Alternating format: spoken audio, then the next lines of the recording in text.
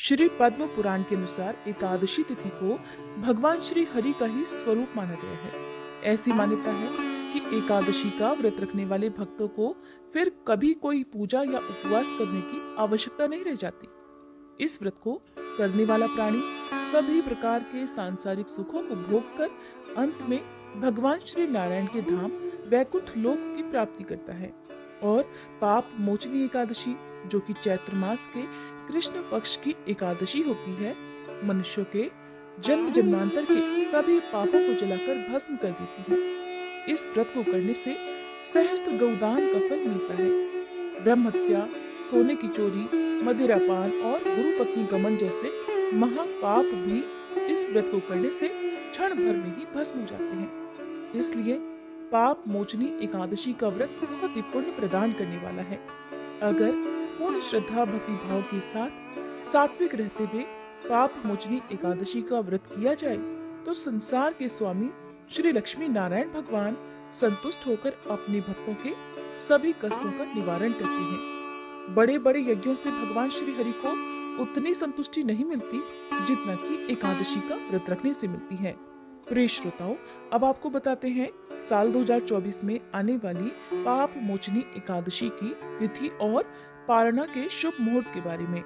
Hindu calendar के अनुसार एकादशी तिथि प्रारंभ होगी 4 अप्रैल गुरुवार की दोपहर 4:15 से, जो कि 5 अप्रैल शुक्रवार को दोपहर 1:28 पर समाप्त हो जाएगी। इसलिए पाप मोचनी एकादशी का जो उपवास है वो 5 अप्रैल शुक्रवार को ही रखा जाएगा। सभी गृहस्थ जन या वैष्णव संप्रदाय के लोग भी इसी दिन उपवास रखेंगे। द्वादशी तिथि प्रारंभ होगी 5 अप्रैल शुक्रवार को दोपहर 1:29 से, जिसकी समाप्ति होगी 6 अप्रैल शनिवार की सुबह 10:19 पर। एकादशी का व्रत हमेशा शुभ मुहूर्त में ही खोलना चाहिए, नहीं तो व्रत का पूर्ण फल प्राप्त नहीं होता है। और एकादशी व्रत का पारण करने से पहले आपको कुछ न कुछ दान भी जरूर देना चाहिए। एकादशी व्रत का पारणा किया जाएगा 6 अप्रैल शनिवार को सुबह 6:17 से 9:25 के बीच में। ध्यान रखें, द्वादशी तिथि समाप्त होने से पहले आपको व्रत का पारणा करना चाहिए।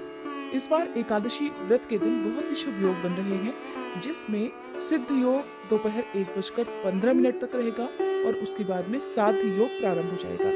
सिद्ध और साध्य योग में की गई पूजा पाठ या किया गया कोई भी खास उपाय जल्दी फलित होता है और भक्तों की जैसी मनोकामना होती है वो भी इन योगों में की गई पूजा पाठ से बहुत जल्दी पूरी हो जाती है।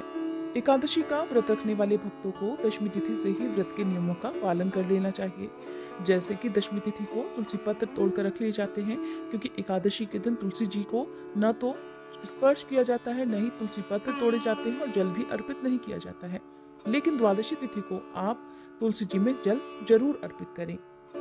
एकादशी के दिन भगवान श्री विष्णु को भोग में तुलसी पत्र और आंवले का भोग लगाएं और साथ में जल अर्पित करें। बिना तुलसी पत्र के भगवान का भोग अधूरा रहता है। इस दिन भगवान श्री कृष्ण की पूजा भी जरूर करें। और द्वादशी तिथि के दिन आप भगवान को मौसमी फलों का, तुलसी पत्र का, आंवले का भोग लगाने के साथ ही शुद्ध सात्विक भोजन का भोग भी लगा सकते हैं। इस दिन आप मीठे चावल का भोग भी भगवान को अर्पित कर सकते हैं और उसी को प्रसाद रूप में ग्रहण भी कर सकते हैं। चैत्र कृष्ण पक्ष की तरह ही शुक्ल पक्ष की एकादशी भी शुक्रवार के दिन पड़ रही है और जो कि 19 अप्रैल शुक्रवार के दिन कामदा एकादशी का व्रत रखा जाएगा।